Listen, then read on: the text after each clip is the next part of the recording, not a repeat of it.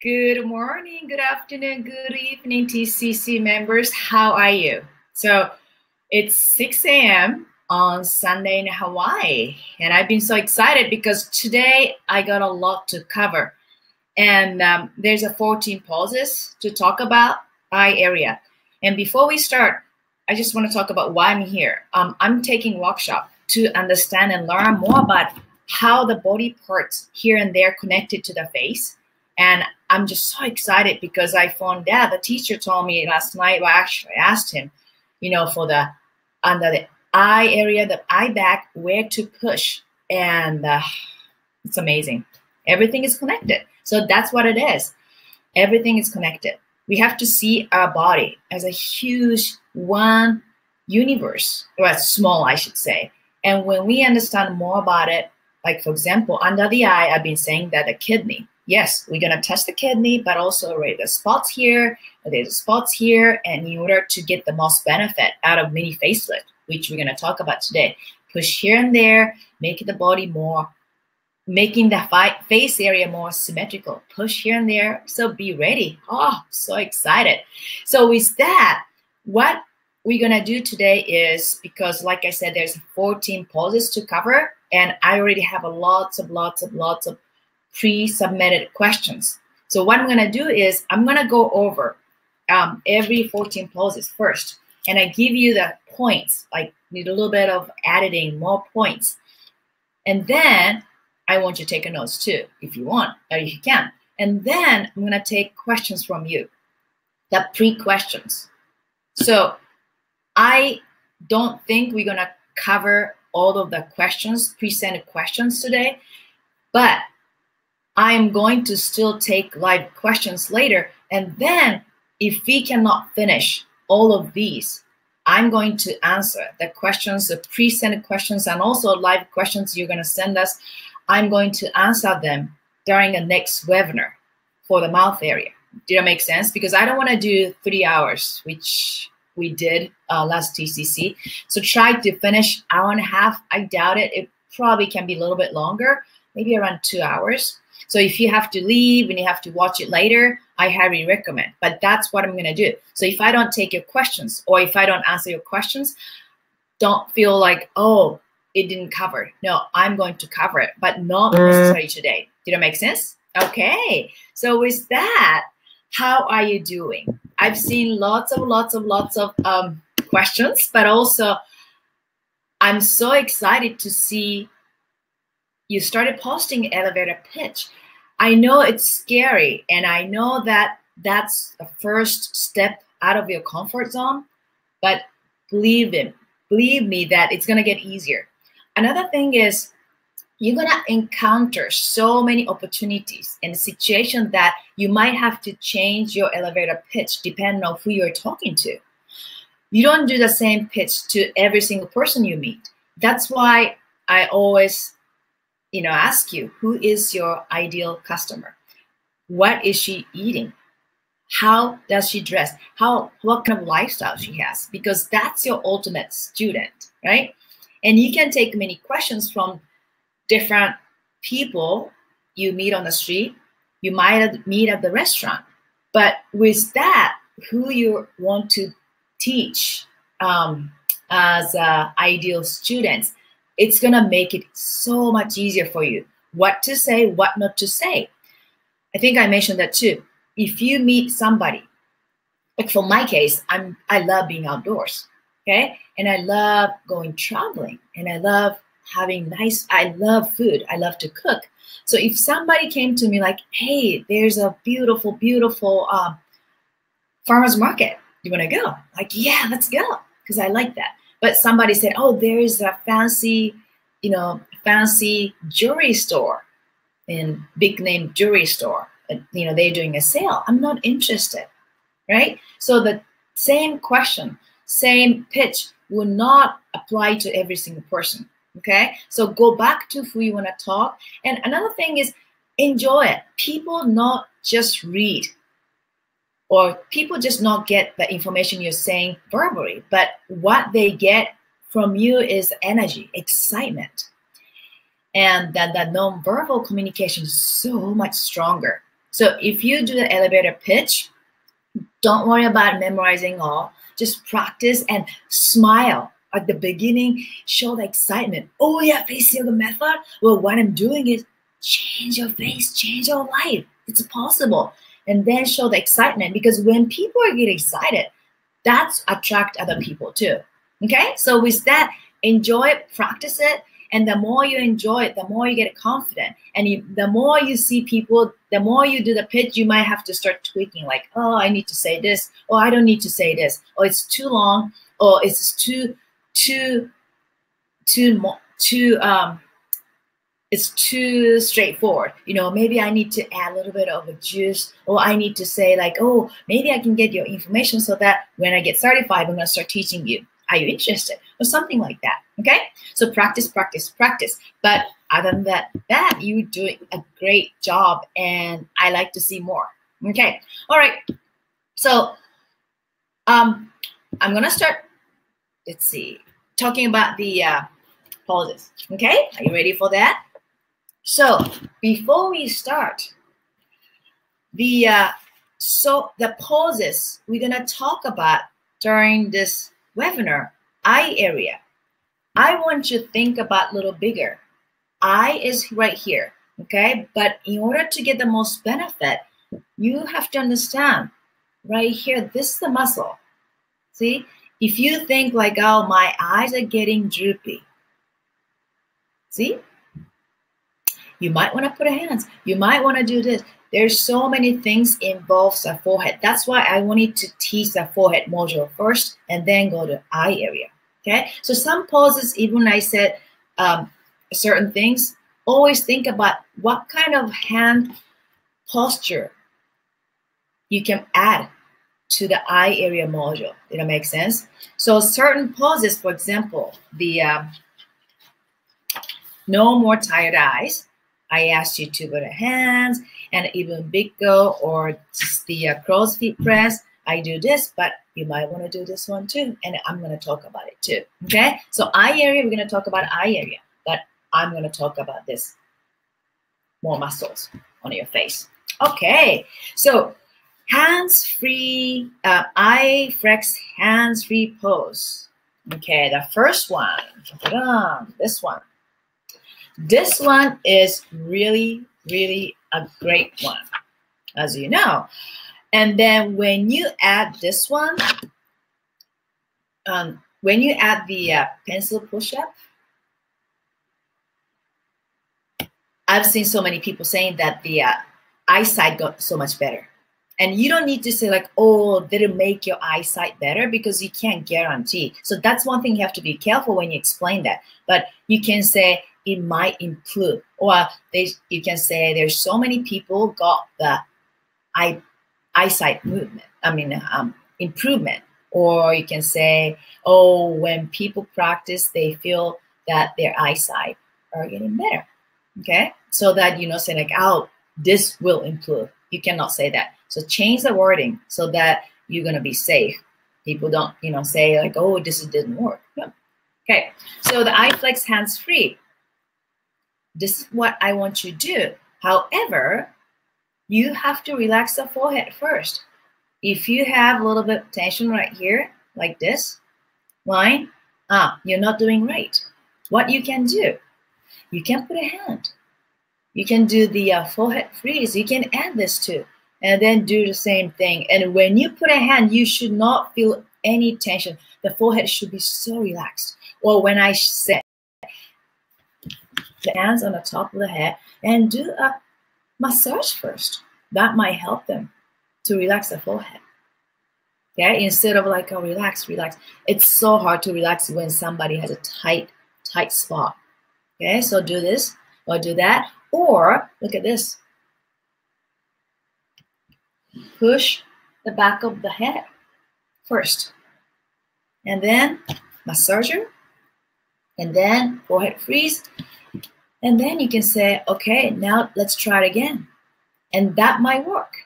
So you don't want to keep your students doing this and like, oh, I'm doing eye flex and creating the forehead wrinkle.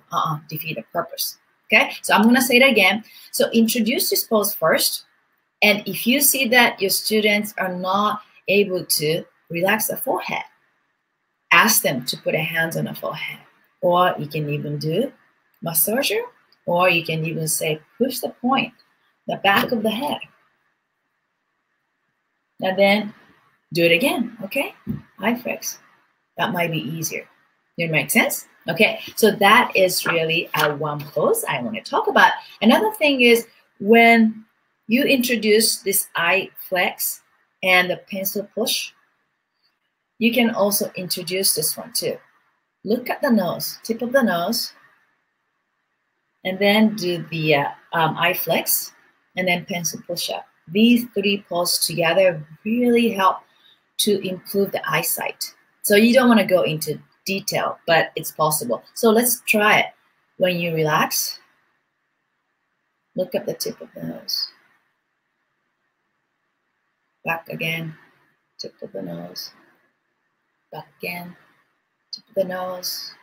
And to feel a little bit of muscle movement. Back again, relax. Tip of the nose, and you can use finger like a pencil push-up. But with this, you don't need to have a pencil, and you can do anywhere, even in the restaurant. And I noticed that I don't need reading glasses yet. I'm going to be 50 this year in the fall. But when I can't read it, like, oh, it's a little hard to read. I just do this. So it's like a little simple version of pencil push-up. Look at my nose, tip of the nose, and then I can read whatever the small letters on the menu. Okay? So with that, I'm going to go to next one, the eye flex with hands. So what's the difference? So this one is firms and strengthens the muscle around the eye. Okay, go right here. Okay, but same thing. You have to relax the forehead. If you can't relax the forehead and doing this, see, it's not working. You have to isolate. Isolation and then strengthening, that have to come together. You can't just, eye flex, and then forehead is so wrinkly. No. If your student having a hard time, back to what I just showed you. Okay, forehead freeze, or massager, or push back of the head, so that you are introducing new pose, not necessarily new pose, but the way your students can relax, so that really they can get the most benefit out of this. Okay, so the eye part right here, the finger can be moved a little differently. If this is hard, sometimes students have a hard time, especially older people, like, oh, I can't move my shoulder. And don't force them to lift like this. It might be harder. If that's the case, you can say, oh, just use this one. Or even this one is okay too. Or even this one. Okay? And this might be easier if your students lie on the floor, or they can do it in bed. It's easier. So if their shoulder is up, tell them, do it a little differently. Okay? This is okay too. Or this is okay. They don't need to do this if it's harder. Did that make sense? And with that, where do you feel the tension? Usually the back of the head and the shoulder. That's why I think it's nice, good idea to introduce is the shoulder rotation. Or after this pose, if you see that student's shoulders are high, what you can do, shake, and then do the next pose. Did that make sense? Okay, so pay attention, not just this one, the eye area and the hand, where the hands, your fingers should be, but the rest of the body, their body. And sometimes it happens too. When you're teaching at the yoga studio, that's what happens. What's going on? Chin moving forward, and then shoulder is so tight, and they're just compressing the lower back. Not lower back, I'm sorry, the back of the neck. This is really not good. So if that's the case, this one might be good. Okay? All right. So that's what I wanted to mention. Now, the second one is eye back toner, hands free. So this is very similar to the big O. It's pretty much, I wanted to say almost like a big O. And I think I got the question, Maya asked a question on the big O from ebook. All right, so the ebook Oh, until last TCC, I used to say, okay, make your face long and pressing the upper lip area firmly against the teeth. That's what I was doing for longest time, and always said, oh, relax the forehead, and then look up. That's what I was doing. But during the last TCC, one of the students could not release attention from a jaw. I said, okay, push the upper lip against the upper teeth. And then I could see that her tension was right here, accumulating. Like, I can't really create that. Like this. See that? Lots of line. That's too much. So I tried to relax her face during a Skype session, the final evaluation, and she was not able to. So we tried. I said, relax your forehead. Like this. I'm going to exaggerate. Well, what's going on? Forehead is so tight. And she really wanted to do it because this is one of her favorite poses, but she couldn't do it. The shoulder is tight. I could see that. And neck, creating a line. It was hard. So finally I said, oh, just drop your jaw. And as soon as I said, drop your jaw, she was able to, relaxed it. So the one I have in an ebook, it's older version. So after the incident with meeting the student, I changed it. I changed the wording and said, drop your jaw, almost like a yearning. Okay? And then when you do that, you should be able to feel that tension right here. And then you can release that. I'm going to do it again. I'm going to show you. Okay? And this is a little bit hard at first. Okay. So I'm going to do it again. Let's do a big go. Or I should say the eye back toner. This is NG. Look at me. Okay, one, what's wrong? Forehead. A second. Hi, no, So this is good.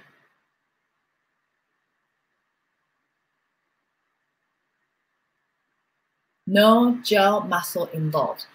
It is involved, but it's not like I am strengthening it. I'm just dropped it. So different from the ebook. But the key is relax the forehead, okay? And then when you relax the forehead and when you relax the chin, you should not see this line either. What's going on? That's energy. You want to drop it, okay?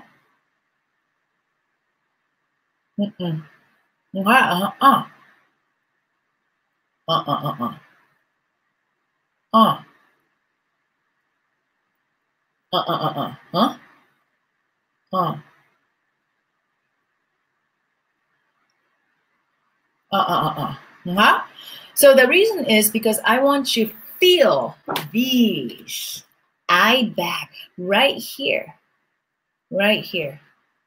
So when these muscles are not moving or relaxed properly, you are not able to stimulate under the eye. Okay, I'm gonna show you again. So let's try it together. Let's do NG. And then look up.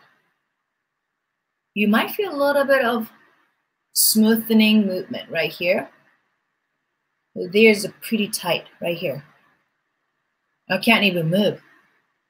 I can move a little bit, but not much. Versus a good one. Drop my jaw and look up.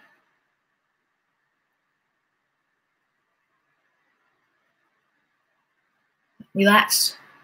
My jaw is so relaxed that there's nothing stopping these muscle movement, so that you feel more movement, and even you can't feel the movement. These are getting so nicely relaxed, and then you can just lift up. Does that make sense? And if this is hard, some students can't even do this. Some students can't even relax the forehead. What you can do? Use your hand. Put a hand. And then when you look up, you might feel a little bit of movement if you're still using the forehead. But if you start relaxing the forehead, you should not feel anything. Just putting a hand right here and look up.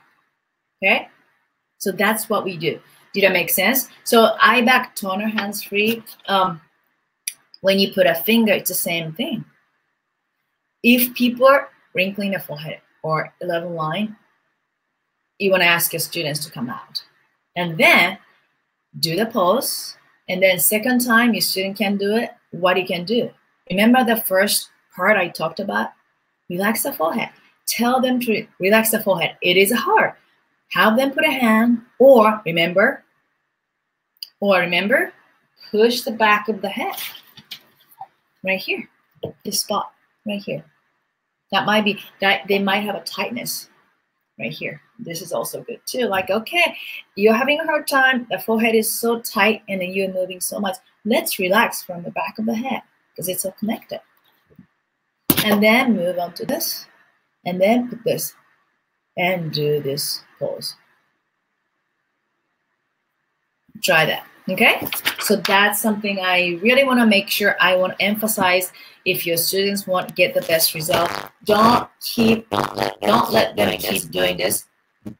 I've seen so many people, and the more I said, oh, don't do it if you have a wrinkle, forehead. No, they want to do it. Okay, defeat the purpose. So make sure you watch your students' posture, but also the forehead movement. And if they can't, put it in, relax, or search the back of the head. Did that make sense? And that should help them a lot. Okay, so the crow's feet press with hand. So this one is really good. The benefit, the forehead, the 45-degree angle right here, that's where you want to use your fingers usually, but every face is different. Like everybody's different. So what you need to do is just tell them to play with, okay, where is the spot you need to put a finger? It might be different. And another thing is right here, usually 45-degree angle right here, okay? And then it could be a little bit more close to the hairline. That could be right here. It could be right here. So your students have to play with it. And another thing I don't want to see is this. See?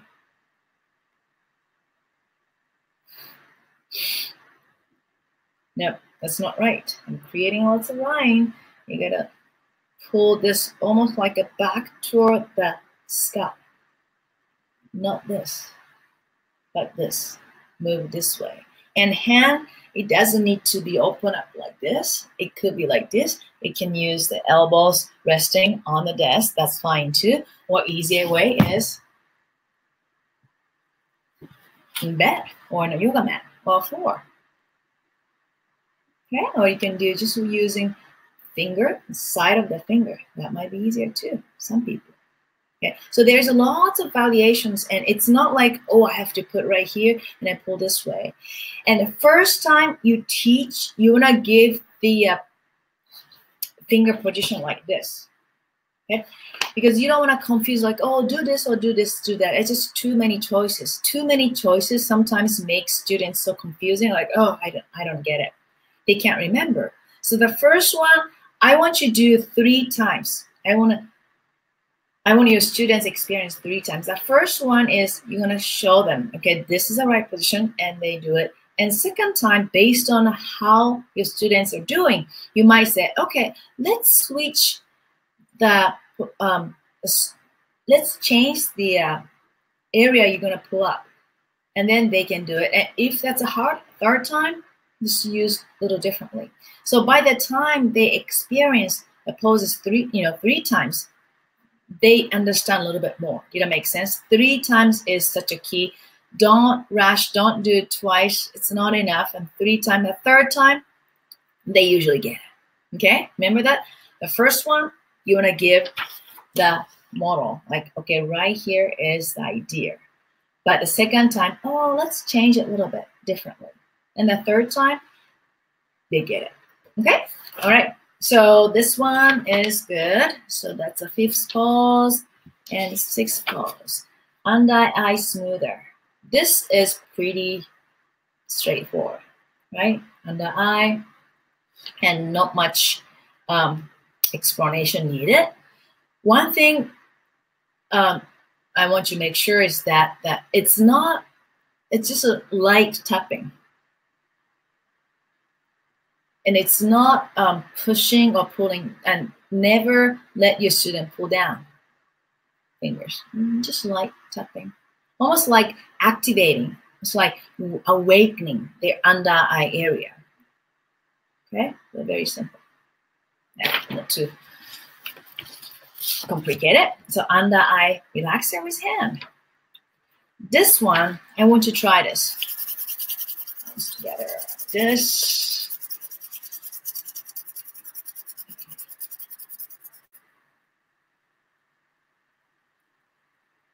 And not touching together, but do you feel that little bit of warm sensation between your hand, and fingers? You feel it, and you might want to do this a little bit because we are all energy, right? So by doing this, your students should be able to feel it, and they don't need to touch the face, but they have to just enjoy the feelings. And you can even go the neck part and the forehead. You can even this way. And this is a really, really, really good one. Down, and it's easier when the student is laying on the floor, or they can use the tables or desk. But the key is not touching the face. And it's great for tired eyes too. Okay, so it's pretty simple. And then no more tired eyes, hands free. So this one, you can tell your students do with eyes closed. The first time you have to show them, so do it with your eyes open. But sometimes many people say, I have a dry eyes, I can't really move it. So oh, it's okay. Just close your eyes and do it, the same movement. And then you want to push them a little bit. If they just circle like this, they probably won't feel anything. And if it's small circle, probably they don't feel anything. So you're going to go very slowly. Look, until you can't move anymore. Like a little bit more. So this is NG. What's going on here? Here. What happens? Because they really want to push hard. And then if their forehead getting wrinkly, have them come out, and then we're going to do no more tired eyes with hand. But before that, do massager or push the back of the head. Okay. And before you teach them, you can even say, oh, look how far you can see the fingers. Okay, and stop your fingers there, and then do the exercise very slowly and ask them again how far they can see now after this pose. It's amazing how much we do this motion all day long. Up and down, especially when we have a cell phone. That's what people do, right? See people doing looking down. So this movement is so easy, so often common, but we don't do this movement, this side, or especially 10 o'clock and 2 o'clock. That is something we're not doing enough. And that's when I see people's bloodshot eyes right here, the lines here. Okay, so let's try looking at the 10 o'clock. Relax. 6 o'clock. 2 o'clock. 6 o'clock. 2 o'clock. 6 o'clock. 2 o'clock. 6 o'clock. We can add this one too, because that's when many people start feeling a little bit of strange sensation. And you can even add 10 o'clock, nose. 2 o'clock, nose. 10 o'clock, nose. 2 o'clock, nose. Okay? So you're covering entire eye movement and then making your students move the eyeballs very slowly. Don't do like, oh, it's so easy. No, you want to go very slowly. Okay. All right. So next one is same. No more tight eyes with pen. It's easier. However, when you do this one, this is NG. That happens to many people. What's going on? Shoulder. That's not right. Okay. And then the more you do it, the second set and the third set, tell them to expand their vision, expand. And you can even say, what do you see at 9 o'clock? What do you think? What do you see at 12 o'clock? What do you see at 3 o'clock? And what do you see at 6 o'clock? Go slowly. Okay? So when you ask them, what do you see? They try to see more than just like, okay, I'm going to look this way.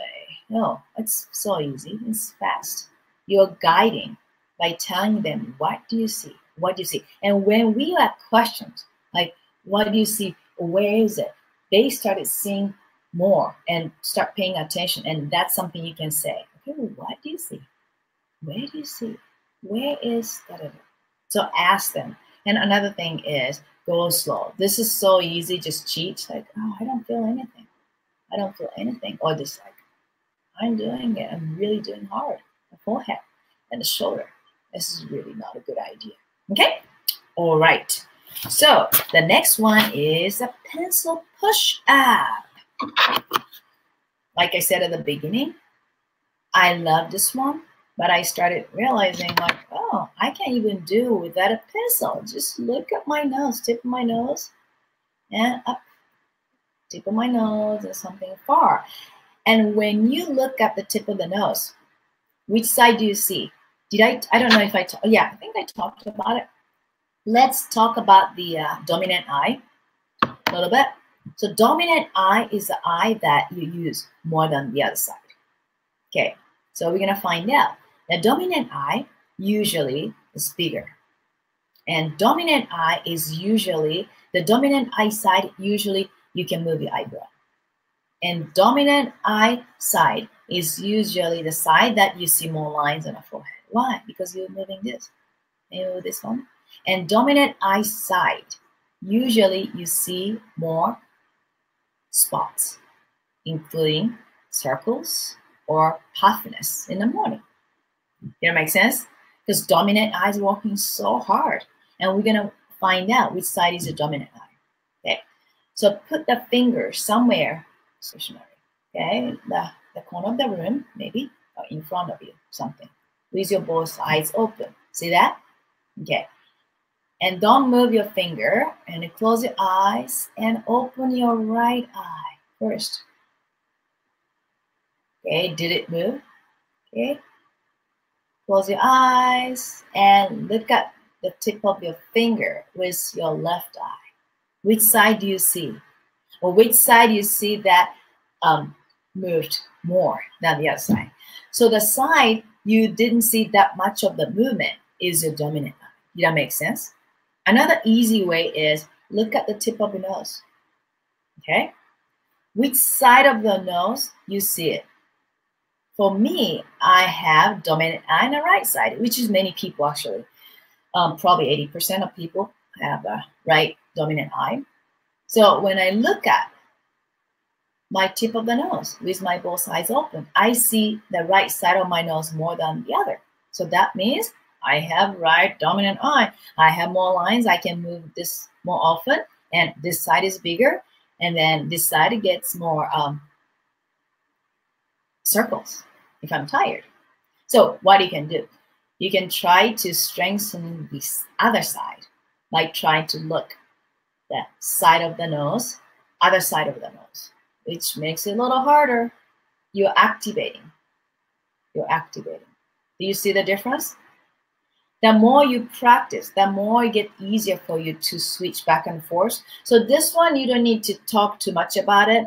The first exercise is just, just do like close focus and far, close focus and far. But that's something you can add eventually.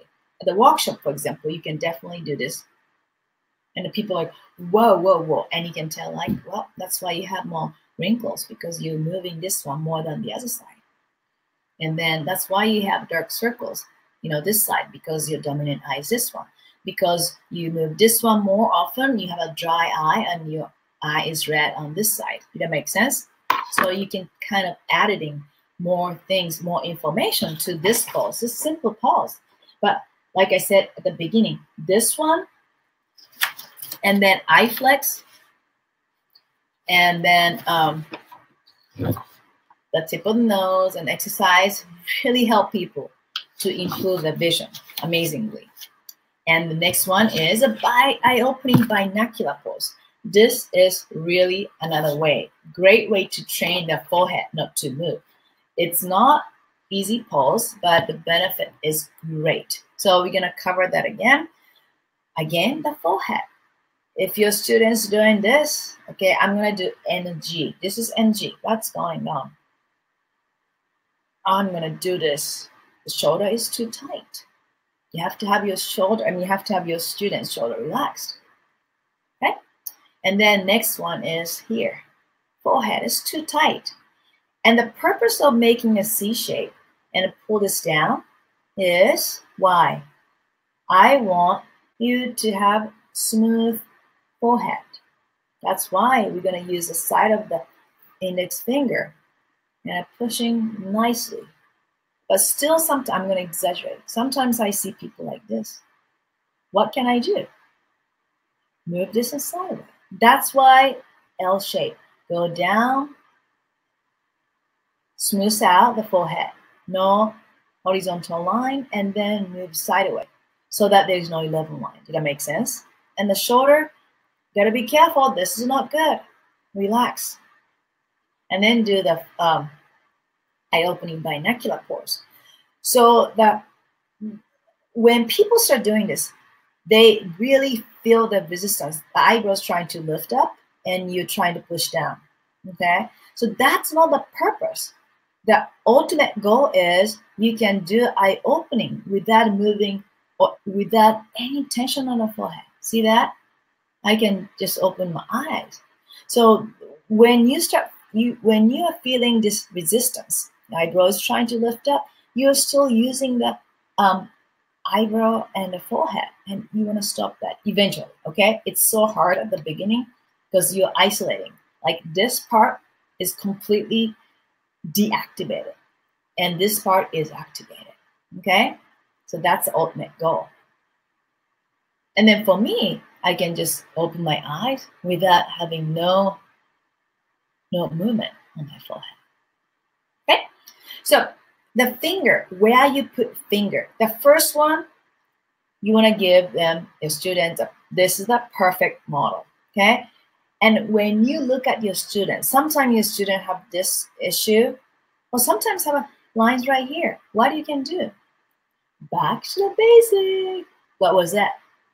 The forehead, relax, and then massage is good, and then the back of the head.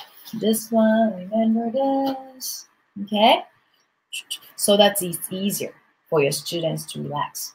Okay, so another one is the first one, so you show them, do it together. And the second one, you see some students having a hard time. Like sometimes people have a line right here, okay? Right here is relaxed, but right here, like this. My husband is, he always lifts the corner of the eyebrow, okay? So what you can do is, all right, now, I see you have a little bit of wrinkle here and you're lifting the corner, not corner, the outer side of the eyebrow. So let's put the second set, let's put the finger right there. See, the hands are placed in different area and still can do that. Same thing. And sometimes it's kind of rare, but sometimes people just lift this. Oh, I can't even do it. Like this face. What you can do? You can probably place finger a little bit this way. See that? Okay, sometimes you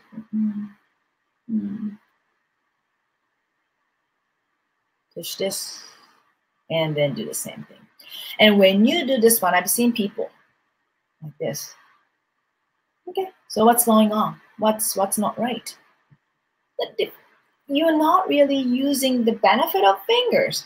The reason I ask people to put a finger is not just, to make a cute face.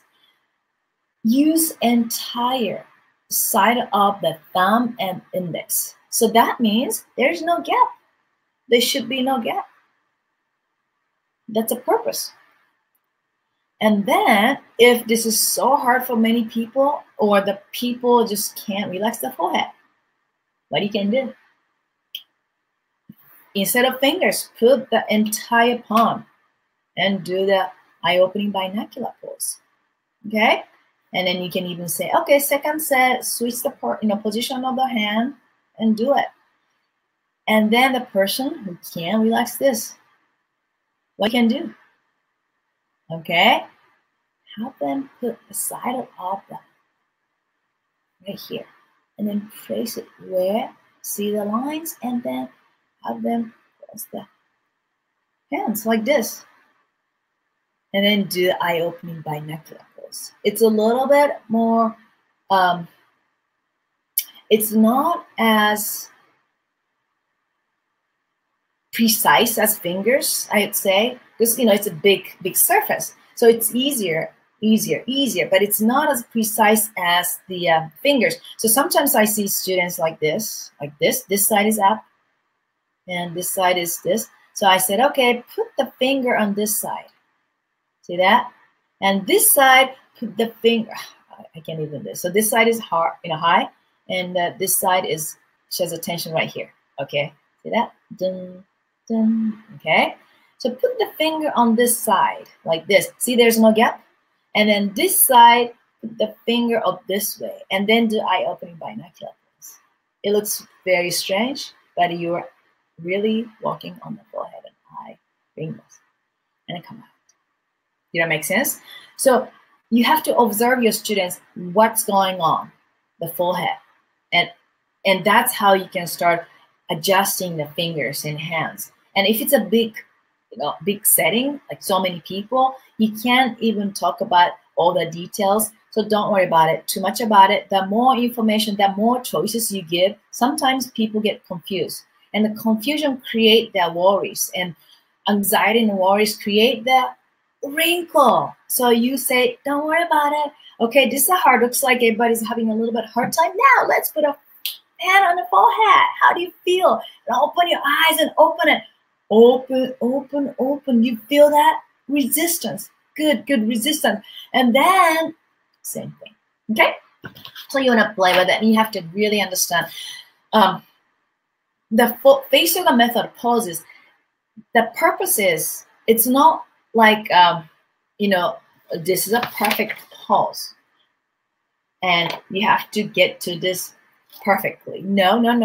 The purpose of the face yoga method exercise is to get the benefit on the face, right? So if you have to adjust it, adjust the finger, and that's your role as a teacher. You have to see your student, you have to observe your students. And the biggest thing for the eye area is a forehead. And if the forehead is so hard to relax, try to teach them how to relax the forehead, the scalp. And if it's so hard, have them push right here. This is what I learned this week, this weekend right here. Have them push right here, so that entire approach can really benefit your students. So it's not like a yoga pose, like, oh, this is so beautiful. No, they can look a little funny, fingers placed this way, but as long as they can get the benefit, that's what we want, okay? So don't make them feel like, okay, do this because this is the perfect posture. No, that's not. Okay, all right. So creating eye symmetry with a hand. This is really good, but you need to really observe what's going on your student's face. So if it's a big teaching setting, I'll be a little bit careful, because even you explain exactly what's going on, many times people don't see it. Let's say it. When we look at the mirror, we see the face very symmetrical, right? Like, oh, my face is very symmetrical. And then when you ask your students to take a picture, they're surprised to see that their face is not symmetrical. I have so many face yoga method members. They're kind of shocked to see that how their face are asymmetrical. They didn't know before, because they look at the mirror like, oh, yeah, okay, I have a wrinkle here and there, but they never saw the asymmetry on the face until they started paying attention, or until I asked them to take a before picture. It's a scary thing for them to put the before picture or take a before picture and then look at that. And once they started seeing things a little differently, they see it. And that sometimes make them feel like, oh, I don't look good. And that's not the purpose. The purpose is have them be aware of what's going on. And your purpose, your role as a teacher is to help them. Okay? So if it's a huge group, like I think it might be a little bit hard for people who just came the first time students, unless it's a themed class, to teach this one because they're not aware of the facial expression, how they are carrying the face. But what you can do is help them make pair. Okay, you two, you two, you two. And then have them to point it out to each other, which side of the eyebrow is higher, or even eyebrow, where is high? Like here, or even here, the corner like right here. And then you can help them. And you might be afraid, some TCC student in the past said that like, ooh, I don't know if my students feel comfortable. Have them make pair and look at each other, because that's kind of like very private, thing, and that they feel more vulnerable. But in my experience, of 13 years of experience, they don't like it at first. Like, I'm not quite sure. But I tell them, you have already checklist in the resource part. So you can tell them, okay, so look at each other. But first, have them to check their own face, which is not that exciting because they see what they want to see. And they say, oh, it looks so symmetrical. And then have them make pairs and tell them, it's not like we're talking about, oh, you look beautiful. That's not the point. The point is, we don't know how we are moving the face until somebody pointed out. And we look different when we talk versus look at the picture. When I look at the picture, I look pretty symmetrical. But when I start talking, I still see the asymmetry on my face. That's what we want to find out. And by being pointed out, it's so much easier for us to see it so that we don't make a mistake. Which side is higher? Because very important part is we make sure that which side of the eyebrow is higher. So that's a part that we're going to work on. Okay? So when we see the higher part of the eyebrow, that's where we're going to put our finger. Okay? And make sure there's no gap. No gap. And then this might be like this. It doesn't need to be perfect C shape. It could be like this. If somebody's moving this all the time, like, okay. But the first time you just teach them this, the very basic one. And then second set is like, okay, now let's find where exactly the higher part. And then do the opening movement. And this one, I ask them to lift the other side of the eye. So people are so worried, like, I don't want to do it because I don't want to create lines. So you want to say at the beginning, don't worry, we're going to create that wrinkle. But that's not the purpose. We're going to activate that lazy side of the eye.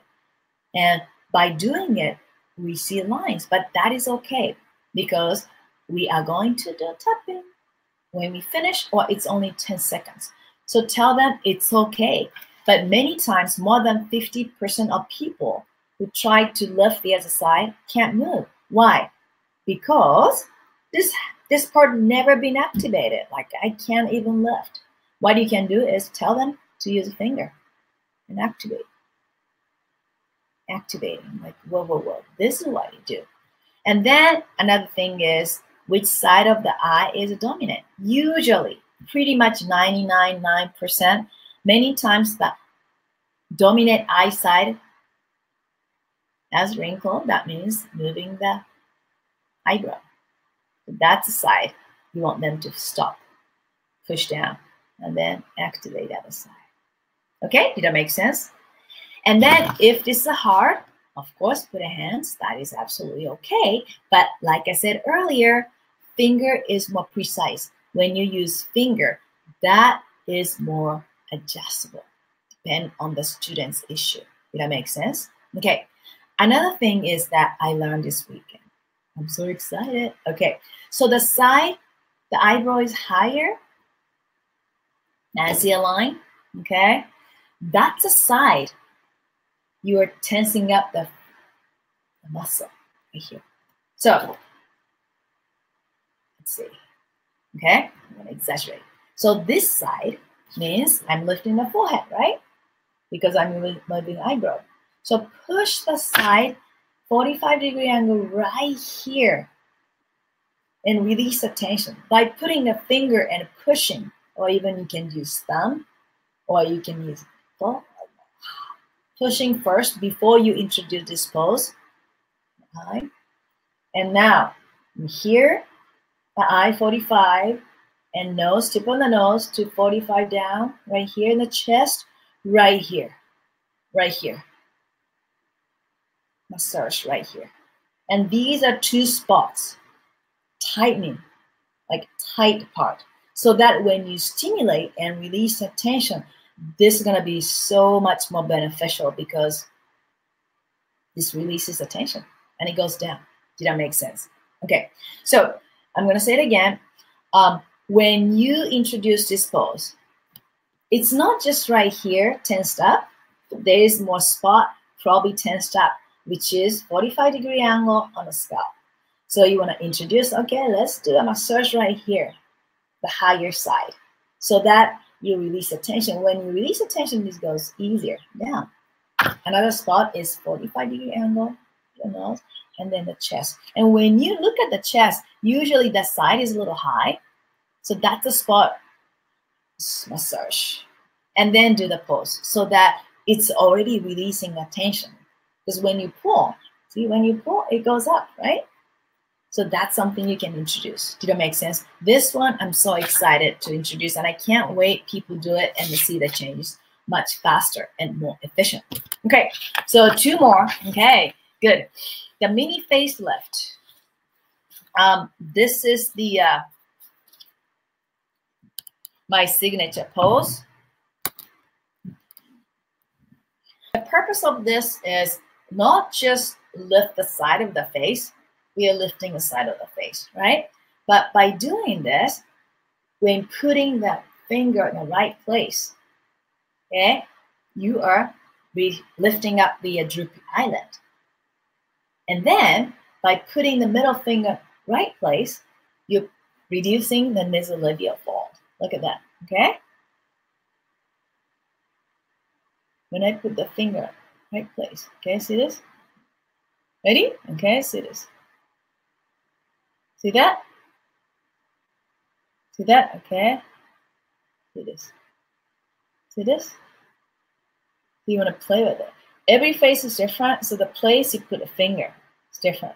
It could be a little bit like this. I'm going to exaggerate. See? See that? See that? Okay. So I'm going to show this one too. Oops. Check. Check.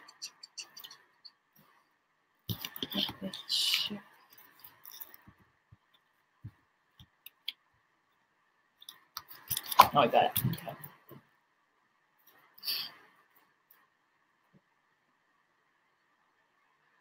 Here. There. All right. At least two. The reason I want you to keep the 45-degree angle is when you tilt your head side, how do you feel? We are activating muscle. And by activating this, we are getting ready to lift the side of the face. And it's not just a stretch. This is not just a stretch. And by moving the neck to the perfect position, we are making the tight, tight muscle, releasing the tension and making the muscle to the perfect position, or I should say the perfect condition. I'm sorry, the perfect condition. Okay, so it's not like just lifting. When we say lifting, before we lift, you have to release the tension and then move the muscle to the perfect position. Okay, so that's something I want you to do, because this is what happened to many people. Like, I'm going to lift up. It's not really working, right? Not lifting. You want to stretch. You want to release the tension you're carrying. And then by doing it, we are able to lift up the muscle we want to lift up. And by lifting this up, That's why 45-degree angle. See, this is a mouse. And people think, oh, this is a line. But what's happening is that it's not the line, because everything is going this way, going down. That's why when I lift this 45, we're gonna lift this. That's why I said 45-degree. We have to find where to put a finger. See, you see the difference? I'm gonna push this. See, I'm gonna push this. How does it look? How do I look? How do I look? Do you see that? The pouch getting created next to my nostril. Okay. How about this? People think, oh, this is right here, but it's forehead right here. Forehead. That's why forehead and eye area is so connected. Forehead, and not here, not here, not here. You have to find where you put your ring finger. Okay. And sometimes people say like, ooh, when I do this, I create a lines. See, like this. So if that's the case, change the position of the finger. You don't need to put entire side of the ring finger and lift this up. You just put right here, almost like putting the acupressure. Very subtle. And then put this. This is good. It's not this. Okay? And another thing is sometimes people have a hard time because they can't move the arm. What you can do is just put the side of the face, just put a hand on the side of the face and pull this way, pull this way, pull this way, this way. See? You don't see any line right here. I'm pulling my side of the face. That's how we do. So where you put finger is so important. And by editing the hand, I want to feel the difference. Okay, 45-degree. Let's do 45-degree first, and then tilt. No, I'm sorry. No, let's do it. Okay, palms up and tilt. Where do you feel? You feel right here. Okay. Now, let's say parallel to the floor and tilt. Where do you feel? Where do you feel? Now, up and 45-degree angle. And where do you feel? Did you feel that sensation went even back right here? That's what I want to create. That's why I said 45 degrees. Okay. And now let's play with the tongue. Many people say, well, I have to stick your tongue out. Just stick your tongue out. Let's tilt your head. Stick your tongue out. Where do you feel? And now stick your tongue out. Swirl the floor. Did you feel that instantly? The side of your neck, the head, versus this. Just find out. So I would say stick your tongue out to the floor, twirl the floor, and then kind of find a position of your tongue where you feel the most stretch. Okay? Usually it should be toward the floor. If you have a nice 45-degree angle. Okay? That's why if you have this, you don't feel that much.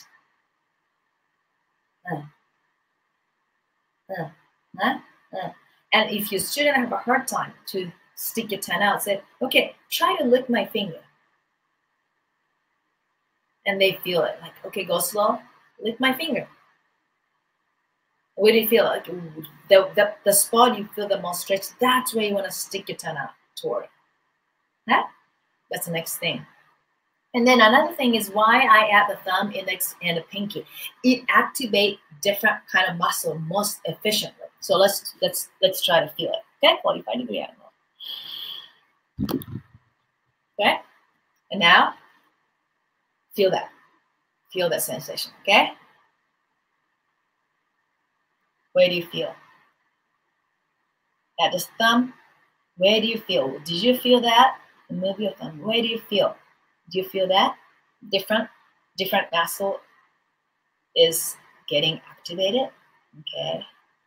And then add the index. Where do you feel? Did you feel that? The different muscle is being activated. And now we're going to add the pinky. Pinky. You feel that? Different muscle is activating. So by doing this, you are using more efficiently, more muscle, and then evenly activating all the muscles. And now, are you ready? Tilt. When you tilt, did you feel that? a little bit more, like little difference in your arm. And then by moving it, you are really moving the entire muscle. And then you are lifting the side of your face and the side of your neck together. And the tongue is out this way. So that's the ideal movement. And when this is too hard for some people, tell them. You don't need to tell that, if you have an issue in the wrist, issue it's hard, don't worry about it. Don't worry about having the posture. This one, it might be hard. And sometimes it happens to people, okay? Sure. This is not good. It's not working at all. Because if the person having a really tight shoulder, and then you're trying to, you pull it, the more, if you have a tight shoulder and the more you try to pull it, the body resists it. Like, think about the hands, okay? The more you tighten and, I gotta relax this, and try to open it, what happens? Your hand resists it more, your finger resists more. So what you wanna do is, you wanna increase the tightness. And when the tightness can go more farther than that, only thing the hands can do is release, okay? So that's why don't have them push too hard, like, do this. This is not the perfect goal we want. The goal is lift up the face, right? So if that's a hard, you can say, just come out after the first one. Come out. Just keep it like this. That's fine, absolutely fine. And sometimes people have a hard time to put a finger. This is fine too. And sometimes people can't even do this one because of the hand problem. Tell them, do this. That's fine too. So you want to adjust that and make sure that you're not telling your students the goal is to get the perfect posture. I'm sorry, the perfect way to, not the perfect posture. The purpose of this pose is not looking this way, but feel it. Feel the way it should feel. It makes sense? Okay, so you want to adjust that based on the person's need and also the body condition. Don't force them, because I don't want to see this. I really don't want to see this. This is really not a good idea. And another thing is, that's why we do the warm-up. Okay, and after you seeing this one, let's say 3 students and 2 of them doing it, come up from the pose, and then let's do the chest open. You can add that, even it's middle of the session, so that they release the tension they created. Because I don't want your student to go home like this, like, I did the mini facelift. It's so good. Look at this. No, you're creating more problem. Okay, all right. So that is it. And when you do this one, because you're pulling this and then lifting this, I want you to push the 3 points. So the first one is right here, and here, and then 45 right here. Okay, push these spots. The place you want to lift, and then you can get more benefit. Okay, so the 3 spots. Then we're gonna tilt this way, 45-degree angle, push the spot, and then top of the nose, and then 45-degree angle, the chest, and a push and release, and then do the pose, so that you are activating more spots and the benefit is better too. Okay, all right. So next one, this is gonna be the last one. I'm gonna start answering the questions we received. Acupressure point push. So this one, I do it in bed. Every morning before I get out of bed. I got up early today too. I think I got up before 4 o'clock because I wanted to prepare. It's easier for many people to do is laying down because gravity helps. So if this is hard, don't tell your students to do it while sitting, because I don't want to see any tightness on the shoulder. And if that's hard, you can just tell them, I'll use the floor. This is easier. Especially with teaching yoga, it's so much easier. Have them lay down on the yoga mat and then just elbows, yoga mat. And I push the shoulder right here. No, not shoulder, I'm sorry, elbows resting on the floor. And then move this spot. Okay? And if you see the lines like this, it's not, it's defeating the purpose. The purpose is pushing the points, not creating a line like this. I've seen sometimes. It's so good. No, push the points. Points. Okay, the points. Okay, so that's something I wanted to add to the information we already have. And now I'm gonna start taking the submitted questions. Okay, so Maya asked the questions. I think I already covered a little bit. So the first one is the ebook. It says apply firm pressure. Okay? And now it says just drop a jaw, drop it, as if you're yawning, drop it. When you drop it, you're gonna feel more relaxed sensation on the cheek. And then when you look up, you have more space to move the cheek muscle.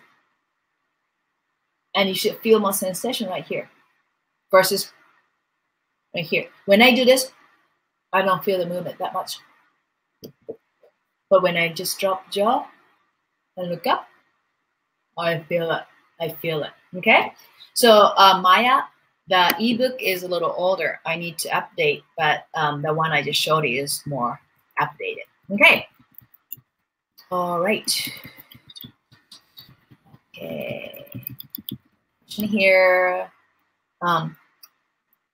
Danila asked, okay, can you show me what exercises to do daily to reduce the bags under the eyes? Okay, so I can't, and also Naomi asked too, a puffiness under the eyes. So under the eye, right here, do you remember it's related to kidney? So what you can do is, a kidney right here, stimulate. They give a little bit love, a little bit of stimulation. And also another thing is drink more water. Okay, many times people have under eye bags are not drinking enough water, and kidneys are trying to purify all the, getting rid of all the toxins from the body. But because it's not enough water in the body, kidneys working too hard, and that shows under the eyes. Another thing is that, remember the vertical lines on the lip? That shows that you don't have enough, you want to drink more water, okay? And Ganila, I see that you have a little bit of lines in the upper lip, and when you drink more water, it reduces that too. And another exercise you can do is stimulate the kidney spots on the body, which is here, of course, and right here, right next to the chest. Next to the arm, stimulate this. That's something I'm learning this weekend. I'll try that too. And then under the eye is also great. So these, you're gonna add that to whatever you're practicing right now. It should help. But another thing is trying to change the way you're doing this eye duct toner. Maybe you're still doing a little tight version of it. And when you start dropping a jaw, you're freeing up these muscles. And by freeing up these muscles, you are able to activate these when you look up. And by doing that, you are improving the circulation, the blood, and getting rid of all the toxins. And now drink more water, because drinking water helps to flush out the toxin from the body. Did that make sense? Okay, and probably Ganila and Naomi, you might get tired between 4 p.m. and 6 p.m. Am I right? And that time you maybe have a cravings for something sweet because you're so tired, or you might want to drink coffee or some kind of caffeine. You have a cravings. That probably, if they apply to that condition you have, I think it's a kidney. So exercise is great, but you gotta combine the taking care of kidney part in order to get the benefit. Did that make sense? Okay? All right. So start drinking more water, but also hot water between 4 p.m. and 6 p.m. and do the massage. Okay? And then side of the chest, stimulate that. And also, Ganila, I see that your one side is higher, the eyebrow. Do the asymmetrical pose, but before you do the pose, remember the one I introduced today? Stimulate, stop, 45. And then chest right here, 45. And then do the pulse. You can get really good benefit. Okay? All right. Okay. Next one is Liliana asked, I have very pronounced nasal cremal group. I can't pronounce this one. What to do? Make this place smoother on my face right here. Okay, so almost like a pouch right here. So what you can do is that first of all,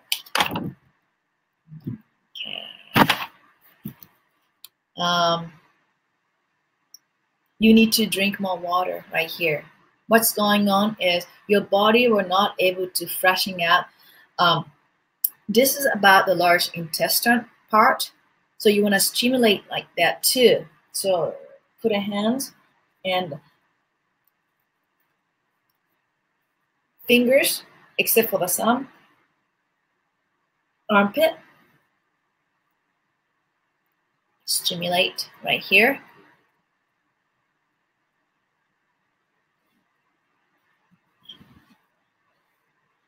And stimulate the left side of the body, okay?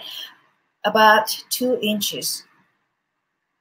Side of your navel and a little lower. So I don't know if I can show, right? Okay. Don't worry, I'm not gonna be naked.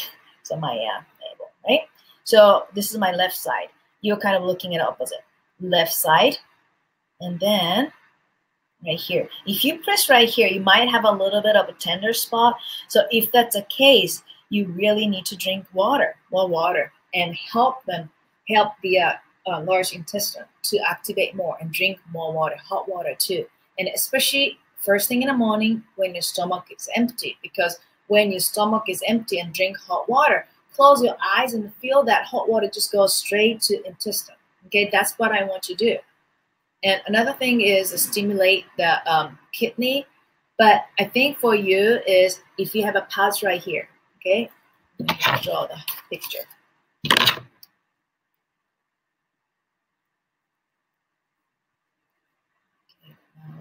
Here, right here, the pouch. Right here, a little bit pouch. This is a little exaggeration. Okay?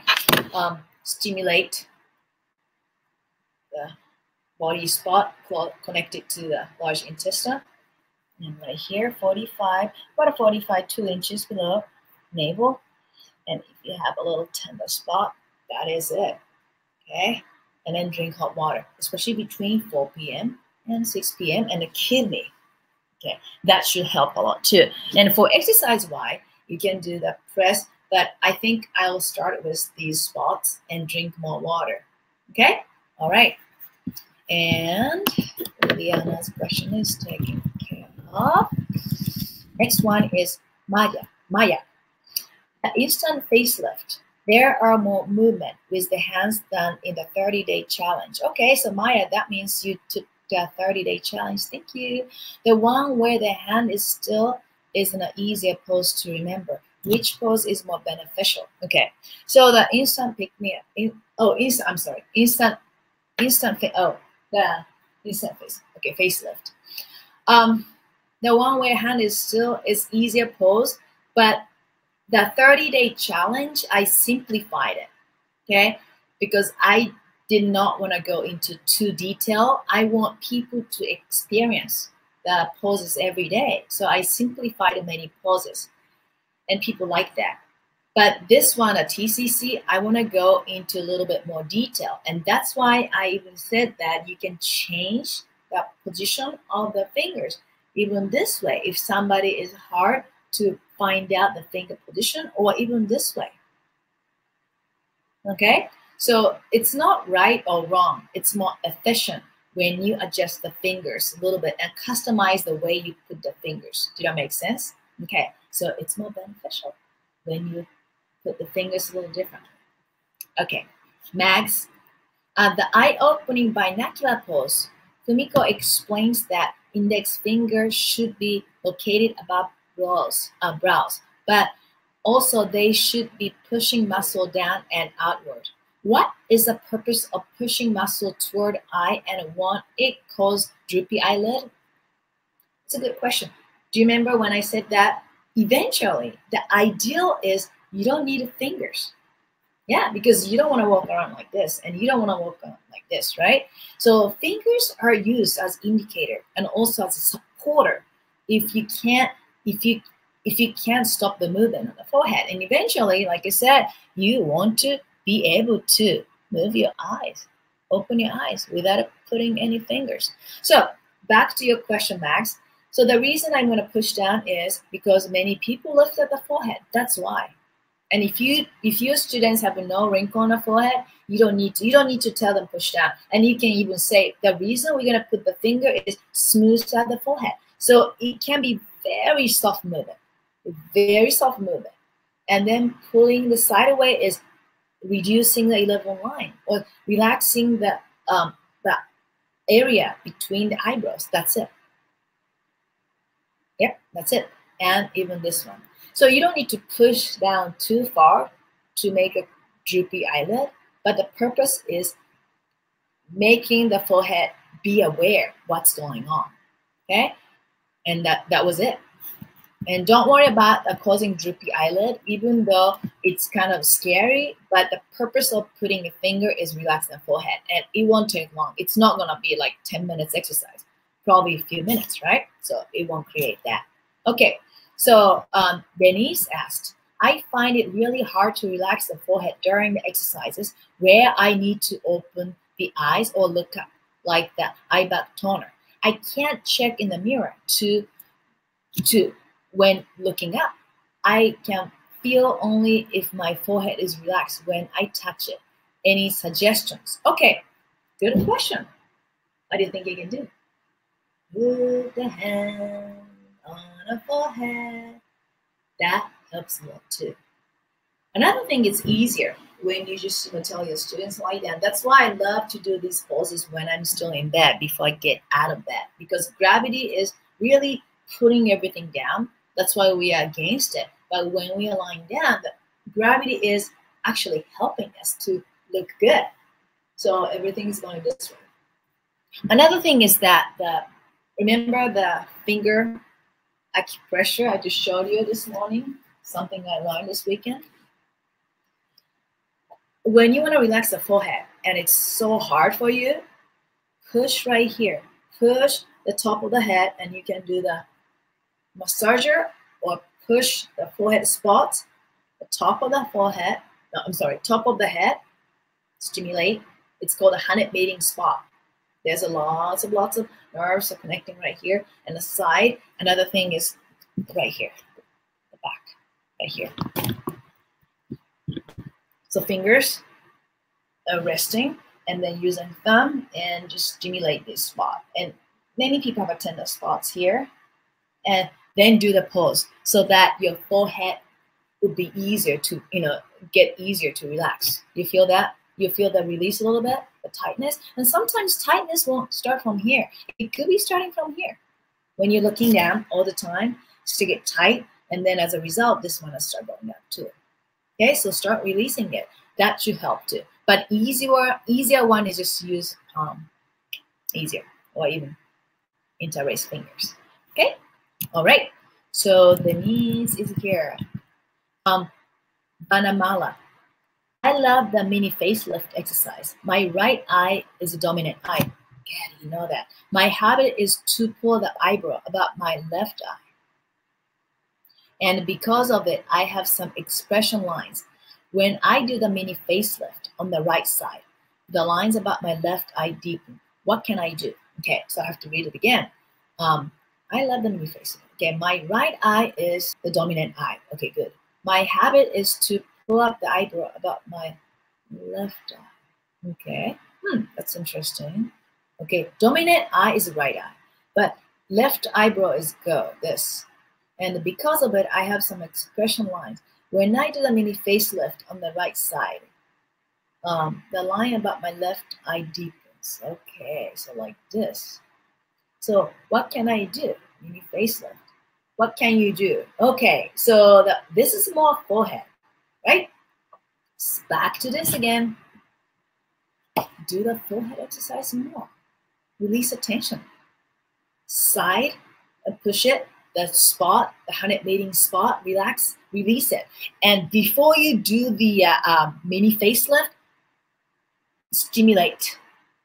Release the tension from the back of the forehead muscle, right here, right here. Do that, okay? And then when you do a mini facelift, so you're activating almost like this way, right? This way. Maybe you want to just, pull the hand on this way. It might help. But I would say that by doing the forehead and the scalp exercise, I think you can release that. You can tame, like, calm down, calm down. And eventually you were able to control the forehead muscle. Do you make sense? Okay. And I'm so glad you are very, very good at observing your facial expressions, because a very unique case, and you know that. So if you want to stop via left eye movement, eyebrow movement, do the eye symmetrical making exercise, and then do that mini facelift after that, so that you by combining them together, you are activating and sending the signal, hey, this is how you want to have. And then the benefit is going to be better too. Does that make sense? Okay, good observation. I like that. Okay, Maya, mini facelift. I can't lift up the eyelid without creating lines on the forehead above it due to extra skin. I also tried your tip from the old webinar, pulling the eyelid backward and not upward. But then I'm creating the lines closer to the hairline. What am I missing? Okay, so we talked about a little bit, right? So when you pull, if you're pulling the side, if you're pulling the entire skin like this, you're creating it. So now change it, push it. So it's different from the eye-opening binocular pose, because eye-opening binocular pose, I said that place the side of the fingers entirely. I don't want to see this one because it's not really working.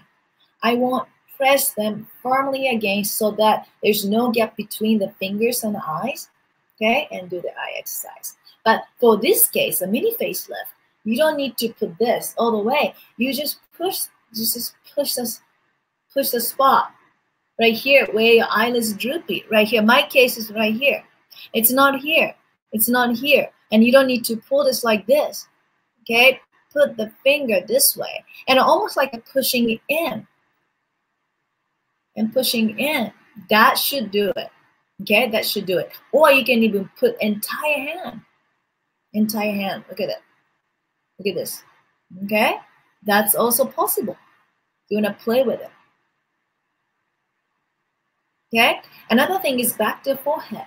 Maybe you need to release the tension from the forehead. So what you can do? I'm going to go back again. So I'm going to do this one, this side, right? So I want to release the tension from here. Push right here, about a 45. Push it right here. You can use this. And then go back and top the nose. And then side, the chest. Release the tension so that you are releasing the tension from the forehead and the scalp. And then you are able to do it much more smoothly. And your muscle is going to respond more. That makes sense?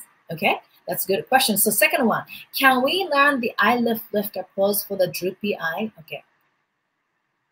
Can we learn the eyelid lifter pose for the droopy eyelid? Okay, so that one, the eyelid lifter. Droopy eyelid. I want to say droopy eyelid. Make a ring with your thumb and index, okay? And then place this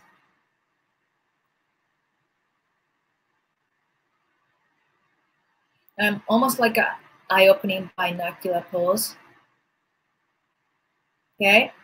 And then sometimes many people create the lines, 11 lines. So pull this side away, okay? And use your fingers, just spread your fingers and then try to close your eyes.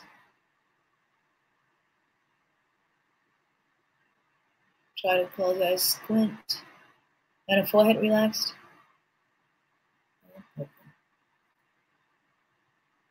And that can work as the, for preventing droopy eyelid. But again, I don't want to see this one. No. Why? Because you're using the forehead, not the eyelid. Makes sense. And if this one is so hard for many people, like that movement, squint, squint, almost like a squeezing. Just placing the fingers helps too. But again, the forehead should be relaxed. And you can even change the position of the finger like this way. It could be this way. It could be this way. Sometimes I see people have a droopy eyelid right here, like this side, droopiness. If that's the case, place the finger and then pull this way. And sometimes you want to have, we were so used to opening eyes, but let's try to even close it slowly so that you are activating the muscle differently. Okay? And then this one, two. Okay? All right. Okay, and Catalina. I'd like to know how to walk with all the eye poses from the very beginning, taking into consideration as asymmetry. First of all, when eyelid,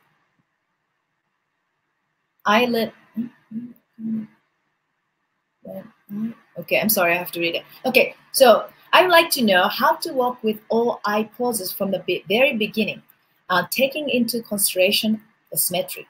Okay, that first of all, when eyelid kind of heavier than the other, one eyelid, okay, one eyelid kind of heavier than the other, and one eyelid smaller. The muscle doesn't hold the eyelid properly. Second, when outer corner of one eyelid is lower than the other. Okay, so I think I mentioned that a little bit, so you can use a finger. So Catalina, there is a module, correction module. I talk about making eye symmetry. So I want to go into detail when I go into that section. That makes sense? I'm going to introduce all the poses, thinking about eye area symmetrical. So I want to keep your questions for that module so that there's no confusion in this module. Okay, so just stay tuned. I think it's going to come up pretty soon after we go through all the poses, and then we use the poses we learned from the forehead and eye area, and then even other part of the mouth, face exercise, combine that just to target for droopy eyelid. Okay. Not droopy eyelid, asymmetry. Thank you. And yet, yen an. 1. Eye flex, hands free with hand. In the muscle used, you wrote works orbicular, axial, and the nasalis muscles. How does the nasalis muscle work on these poses? How works? Okay. Let's see. Let me show you.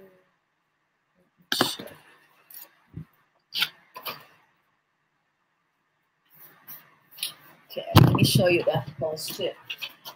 It's easier. All right, so eye flex. Okay, eye flex with hand and eye flex hands free.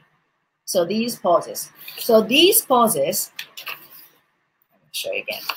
These poses you use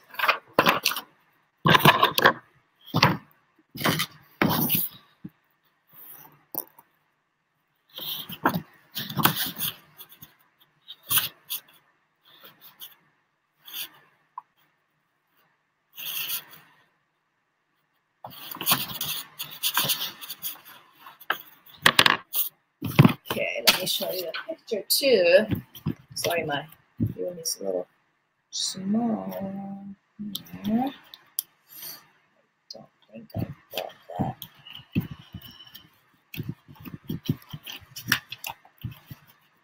I don't know if you can see it. Let's use this one. I'll try to use this one. Yeah. So the ring muscle, right? So pretty simple, of course. So the reason I said it works that ring muscle orbicular is oblique, because we were just stimulating Opening up, close, and open up. So that's the main muscle to use for the purpose of this pose. Okay, sorry, I'm just getting here. Okay, so this muscle, right? So the nasalis muscles right here, right here, right here, right here. Yes, we work on this one too, because many times when we focus on this muscle, it's easier to move the ring muscle around the eye. Okay, I'm going to say it again. So when we just move this, orbicularis oculi, right here, okay? My focus is also on right here, this muscle, right here, this muscle.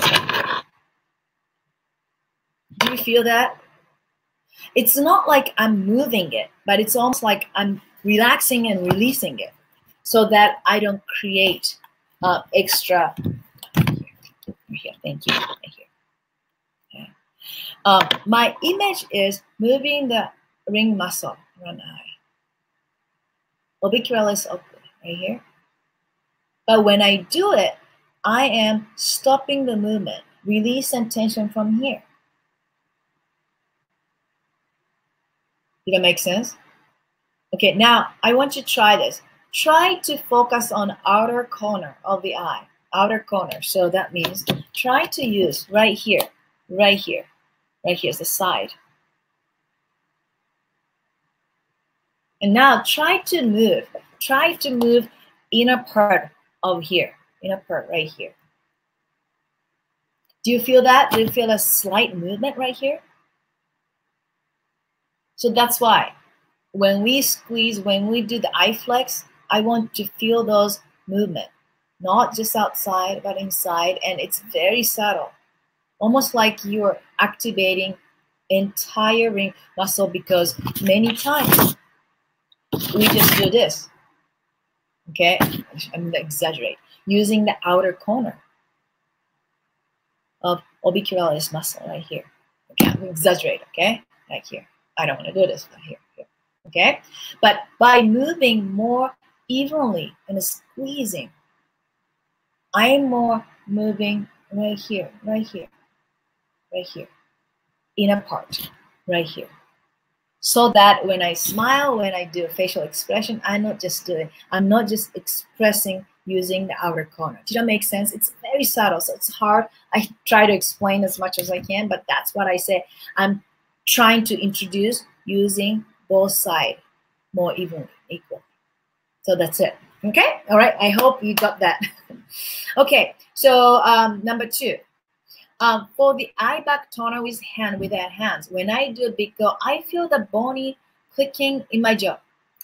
There's no pain and there's no pain. Is it normal?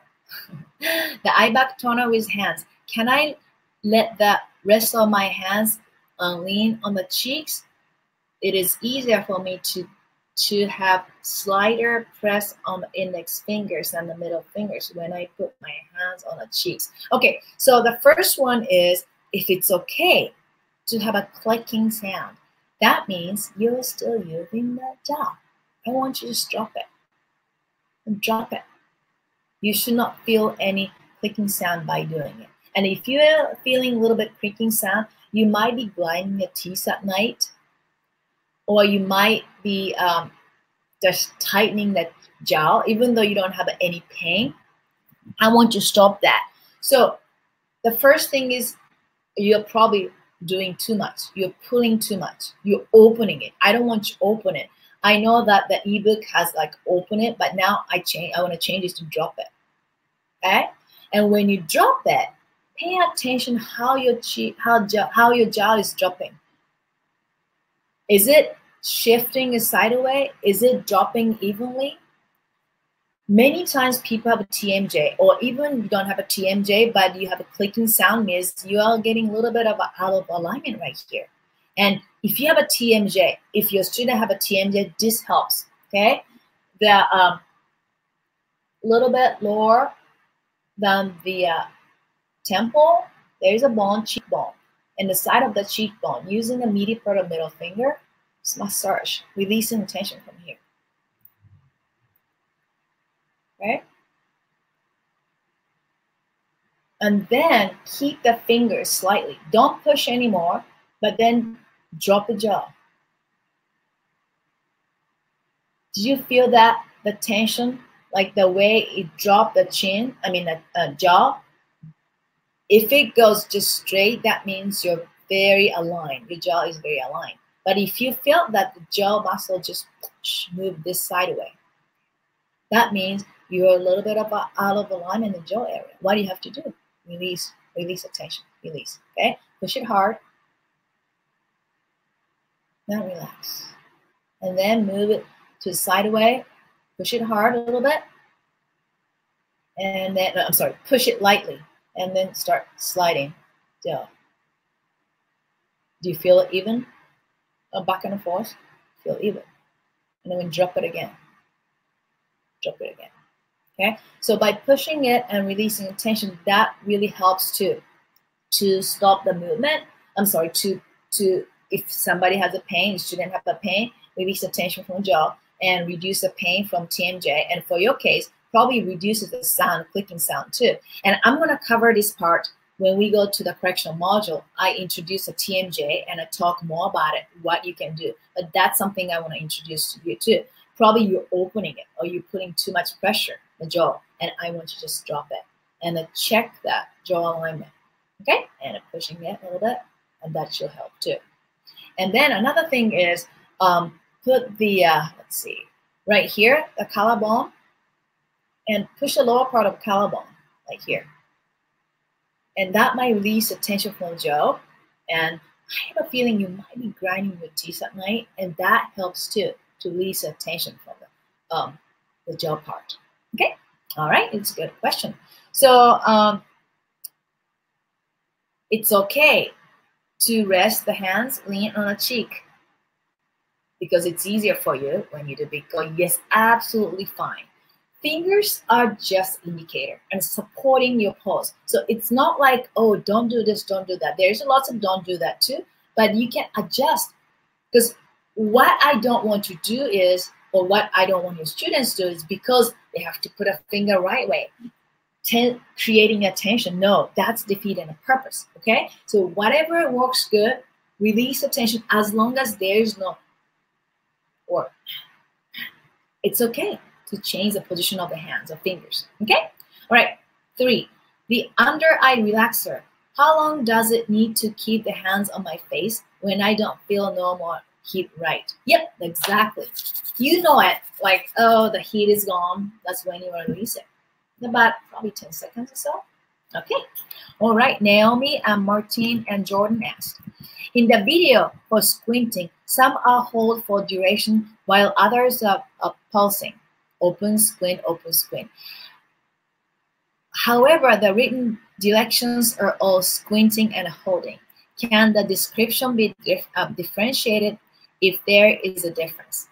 What is the difference concerning the benefit between holding a squint for 5 seconds and squinting 5 times? Okay, thank you, Naomi and Martin and Jordan. So this one, I don't think I explained well. The open squint, it's almost like holding it so that when you're holding, it's not like open squint. I didn't write it properly, but the more I started teaching, the more I realized that it just, that small, like holding it and then being aware and keeping that movement and feeling that is more efficient, more effective. Okay, so it's not like a open squint. It's just more hold. So it's not like a squint even, like squeezing or contracting might be the good way to explain. Do you make sense? So it's not like open. Okay, go slow. I want you to use your fingers. Okay, let's do it. So open, squint, open, squint. Okay, versus go slow and then which one you feel more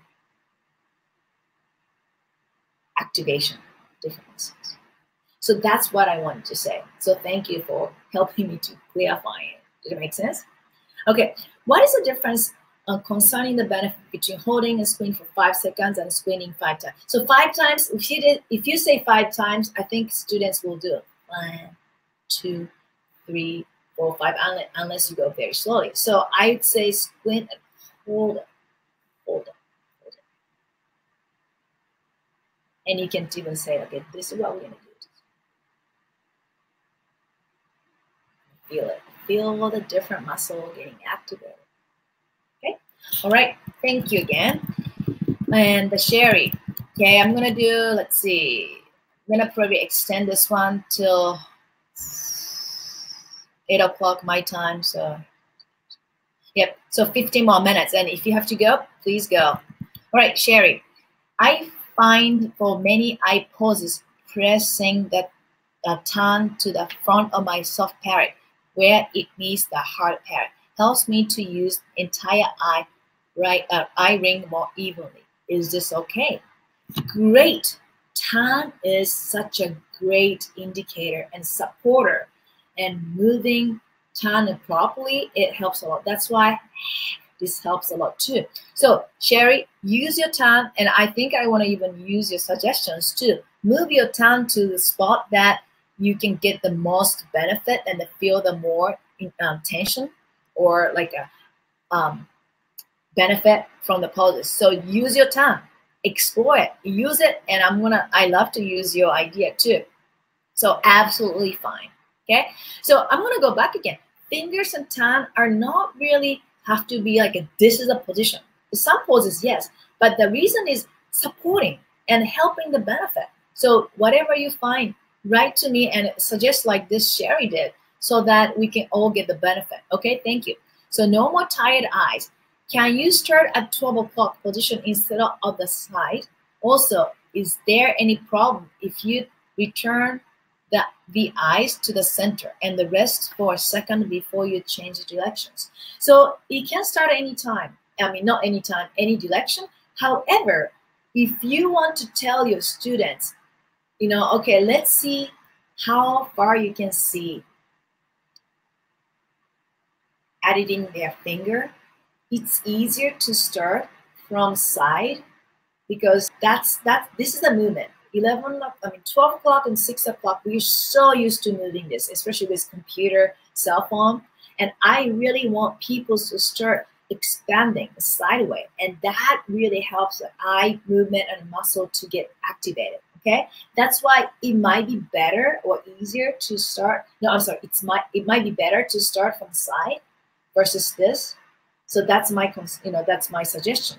And another thing is when you start from 12 o'clock, many people tend to frown the forehead. So I think it's okay, but to get the most benefit, I like to start from the side. Did that make sense? Okay. All right. And it's okay to return the eyes to the center and the rest for a while. That is absolutely fine.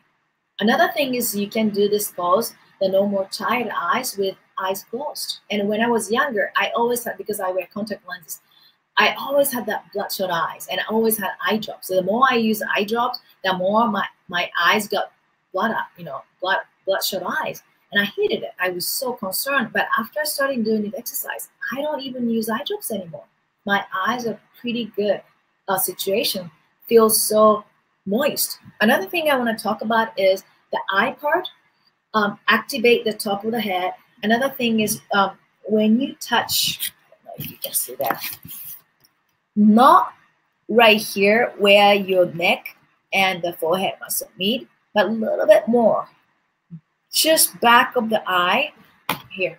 If you draw a line right here, all the way back right here. There are two tender spots right here. You feel that? Stimulate that, and really helps to release the tension from the eyes. Feel that? And then you can do this. No more tired eyes. It really helps. Okay, so I'm going to do it again. So the top of the head right here, release the tension from the forehead and eye part. But another spot is draw a line, the eye all the way back right here. There's two spots, indented spot right here. and then stimulate and do the eye exercise. It's really good. Okay, all right. So another one, Sherry. I have a weak left eye and I find it squint that eye with my cheek muscle, which makes my crow's feet pop up. Do you have any helpful advice for preventing or countering this problem? Okay, so you have a weak left eye, and I find I squint that eye with my cheek muscles. Okay, all right. So first, what you can do is you can start strengthening your left eye. So what you can do is cover your strong eye and activate your left eye doing just pause with the side eye. And so push up. Try that. And making isometric. Lift this up. Lift this up. So that this side get more activated. Okay. My daughter has a lazy eye and she wears eye patch so that she can train the left eye more, and the same thing. Try that. Just cover it and do the eye exercise. It's really good too. And also the one I showed you at the beginning, it's not in the TCC or any module, but look at the top of your tip of your nose with this. And back. Look far away, back. Tip of the nose and back. And then you're gonna make your left or weak eye stronger. Okay. All right. Try it and let me know. Tressa. Okay, 10 more minutes. Tressa. 1. Eye opening binocular and creating isometry. What is the function purpose of using a thumb? The thumb is indicator. Okay, if you just use this, it's not stable enough, and I don't want that. And by putting the thumb, helps to stable. That's why I don't want to see any gap between the hands and the face. It doesn't really. It's not stable enough. And that's why this is also good too. So that's why. Okay? So B, while creating isometry, I hold the left eye in the C-shaped position because the left eyebrow is higher than the right one. So the right eyebrow is moving up and causing wrinkles, which are okay in this pose, yes, but still makes me worry because only on the right side I have small wrinkles on the forehead above the right eyebrow. Should I proceed with the exercise? What do you think? I gave some hint. So yeah, you gotta do this one, right? So if you think you're creating like, oh my goodness. So I'm sorry, I'm gonna say it again. So many times when we do creating eye symmetry pose, people can't even move this side. Why? Because this one is not activated. Like I can't move. That's happened to many people. That's why I said use a finger. So your case, Tressa, put a thumb. Put an entire palm and then lift this up. So you don't need to worry about it because see, when you use a big part of the palm, you're lifting, but you're not creating. You're not creating the ring. You're not creating a wrinkle. See? So use your hands, use your finger, and then you don't need to worry about it. So if it's so hard, if you're like, oh, I don't want to see the wrinkle, use this. Use this. The same thing. Customize it. Does it make sense? And again, because it involves forehead. Activate, stimulate, release the tension from the lower part. And then you'll be okay. Okay, so I hope made it clear. Okay, and 9 minutes. Okay, Vanamala. When I do the eye flex with hands, I create. Okay. Okay. When I do the eye flex with hands, I create it with my fingers, wrinkles about the eyebrow on the side since my skin is, even when I try to do it as gentle as I can. What you can do, okay, eye flex. Palms, use the palms. Or use just, fingers and lift this up so that there's no line on the forehead. So use your fingers, palm, whatever you need to stop that wrinkling, except for some pose like a Tressa asked. Even that pose, isometry, use a hand and create that. And eventually, you want to stop using hands. And that's a goal. It's not the purpose of perfecting the pose. The purpose using your hands and finger is stop the movement and telling the hands and telling the forehead eye area, hey, that's what you want to do. Okay, so use your fingers, and then you can get probably the most benefit without creating wrinkles. Okay, all right. Take more questions. All right. Imbar, I hope I pronounced your name correctly. Mini facelift with hands. When I bend my head to the side and I pull the tongue, I create wrinkles along the cheek. Okay. Right. How can I do the exercise without forming wrinkles? Okay. So probably you want to change the position or angle of the tongue. Are you doing this? Do it. Okay, I'm going to do this.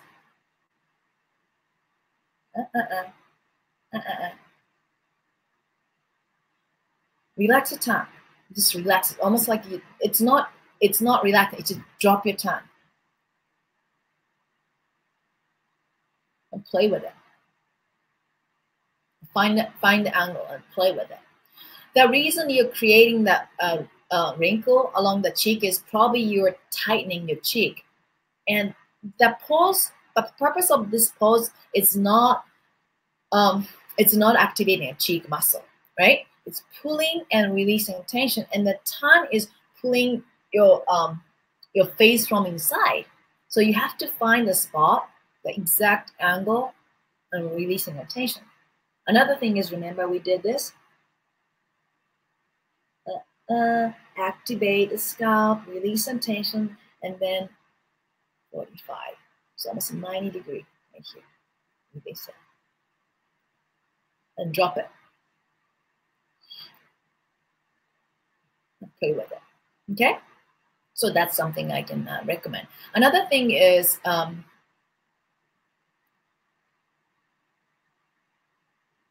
think you're probably tightening. You're using the cheek muscle. Probably that's why you're creating it. Okay? So before you do this pose, you might want to release the tension from your face by tapping and releasing and breathe out.